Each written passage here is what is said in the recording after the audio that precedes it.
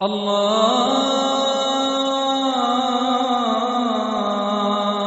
أكبر الله أكبر الله أكبر الله أكبر.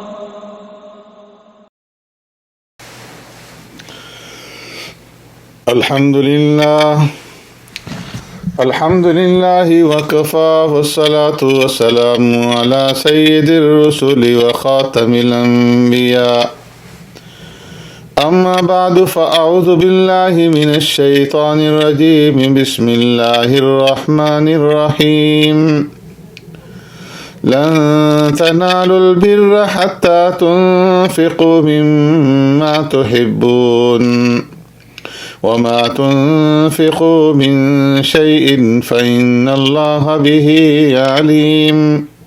صدق الله مولانا العظيم. معزز سامعین، سورہ آل عمران میں جن مضامین کو خاص اہمیت کے ساتھ بیان کیا گیا ہے ان میں انفاق فی سبیل اللہ کا مضمون بھی ہے۔ چوتھے سپارے کے آغاز میں اس مضمون کی مناسبت سے ایک اہم ہدایت دی گئی ہے، اور وہ یہ کہ نیکی کا کمال درجہ اس وقت تک حاصل نہیں ہو سکتا جب تک کہ اللہ تعالیٰ کی راہ میں اپنی پسندیدہ چیزوں کو نہ لگایا جائے۔ مطلوب تک پہنچنے کے لیے محبوب کی قربانی اور ایثار ضروری ہے۔ اللہ کی راہ میں ایسی چیز ہرگز نہ دی جائے کہ جو پسندیدہ نہ ہو۔ جس طرح نماز گندگی اور نجاست کی صورت میں ادا نہیں ہوتی، اسی طرح خراب مال سے زکوٰۃ و خیرات ادا نہیں ہوتی۔ اس لیے اللہ کی راہ میں بہتر اور پاک مال جو ہے وہ دینا چاہیے۔ اس کے علاوہ اس چوتھے سپارے کے آغاز میں جن مضامین کا ذکر کیا گیا ہے ان میں سے ایک تحویل قبلہ کا حکم نازل ہونے کے بعد پیارے پیغمبر صلی اللہ علیہ وسلم نے بیت المقدس کے بجائے جب کعبہ کو اپنا قبلہ ٹھہرا لیا تو اس پر اہل کتاب نے بڑا شور و غوغا مچایا اور کہنے لگے کہ بیت المقدس کعبہ سے افضل ہے، اور بیت المقدس کو زمین پر اللہ کا پہلا گھر ہونے کا شرف حاصل ہے۔ تو اللہ تبارک و تعالیٰ نے ان اول بیت وضع للناس للذی ببکۃ مبارکا وہدی للعالمین سے ان کی اس بات کی تردید فرماتے ہوئے بیت الحرام یعنی کعبہ معظمہ کی 3 خصوصیات بیان فرمائی ہیں۔ پہلی یہ کہ اس روئے زمین پر سب سے پہلی عبادت گاہ یہ کعبہ اللہ ہے، اور دوسری یہ کہ اس میں فیہ آیات بینات ایسی واضح نشانیاں پائی جاتی ہیں کہ جو اس کے شرف اور فضیلت پر دلالت کرتی ہیں، اور ان واضح نشانیوں میں سے ایک جو ہے وہ مقام ابراہیم ہے۔ اور پھر اس کے ساتھ اللہ تبارک و تعالیٰ نے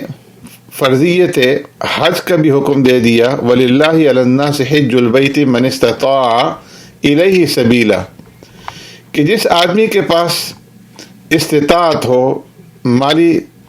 قوت اور طاقت ہو تو اس کے اوپر جو ہے وہ حج فرض ہوگا۔ جو شخص سفر وغیرہ کے اخراجات برداشت کر سکتا ہے اور اس کی واپسی تک اس کے اہل خانہ کا گزر بسر کا انتظام ہو سکتا ہے، اور اس مسافر کے حالت سفر میں یعنی حج کے دوران میں وہاں پر جو قیام کا خرچہ ہے وہ بھی اگر پورا ہوتا ہو، اور اگر عورت ہے تو اس کو محرم بھی میسر ہو، تو ایسے شخص کے اوپر جو ہے وہ حج فرض ہو جاتا ہے۔ اور فریضہ حج ادا کرنے میں کوتاہی نہیں کرنی چاہیے۔ اس کے ساتھ ساتھ تیسری بات جو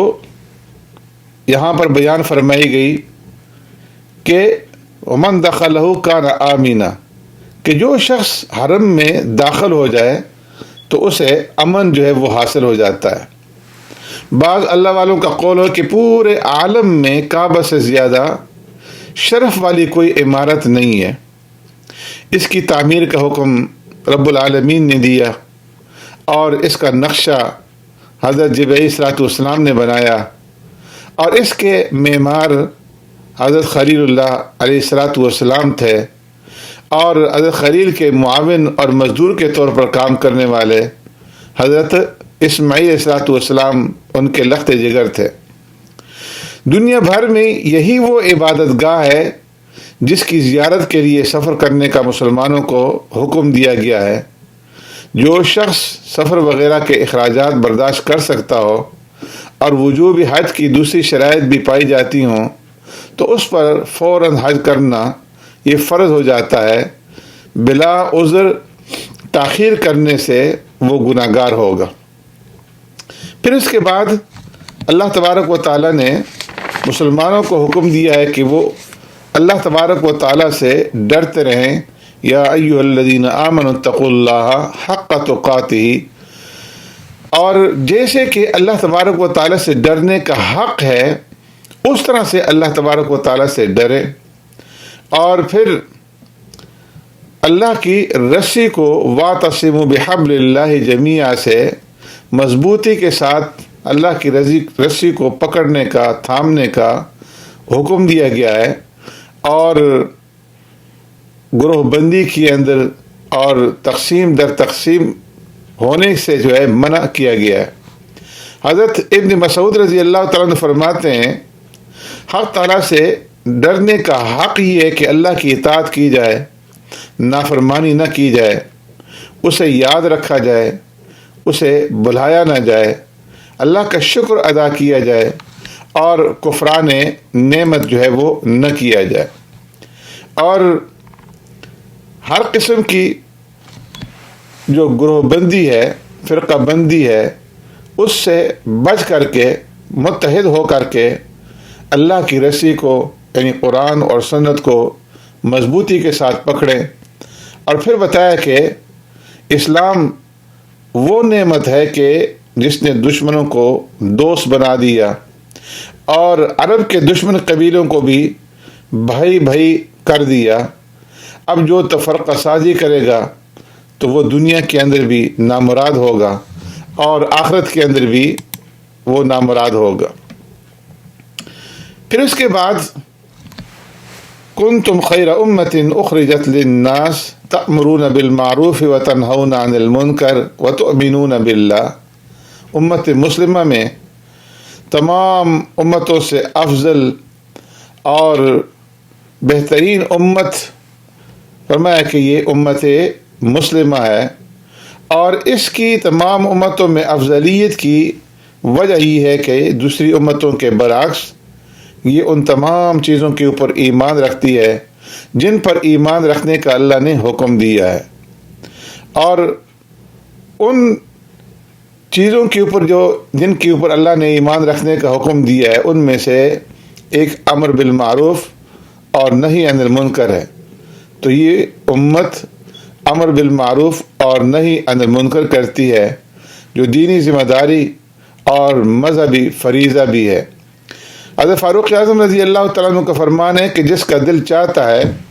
کہ اس کا شمار اس امت میں سے ہو تو اسے چاہیے کہ وہ اس بارے میں اللہ کی شرط کو پورا کرے۔ آپ کا ارشاد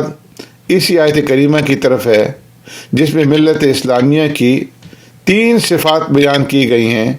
کہ وہ امر بالمعروف کرتے ہیں، نہی عن المنکر کرتے ہیں، وتؤمنون باللہ، اور اللہ کی ذات کے اوپر ایمان رکھتی ہیں۔ جب تک امت میں یہ تینوں خصوصیات موجود رہیں گی وہ فضیلت اور اللہ کی خصوصی عنایت کا حقدار رہے گی، اور اگر خدا نہ خواستہ امت کا کوئی فرد یا کوئی گروہ ان 3 اوصاف سے محروم ہو گیا تو وہ فضیلت کا حقدار نہیں رہے گا۔ پیارے پیغمبر صلی اللہ علیہ وسلم کا فرمان ہے، اس ذات کی قسم جس کے قبضہ قدرت میں میری جان ہے، تم نیکی کا حکم دیتے رہو اور برائی سے روکتے رہو، ورنہ ممکن ہے کہ اللہ تعالیٰ تمہارے اوپر اپنا عذاب مسلط کر دے، پھر تم اس سے دعائیں مانگو گے مگر تمہاری دعائیں قبول نہیں ہوں گی۔ پھر اللہ تبارک و تعالیٰ نے یا ایھا الذین آمنوا لا تتخذوا بطانة من دونکم لا یألونکم خبالا، یہاں سے منافقین اور کفار سے قلبی دوستی لگانے سے منع فرمایا ہے، اور اس کے 4 اسباب بیان فرمائے ہیں۔ پہلا یہ کہ وہ تمہیں نقصان پہنچانے میں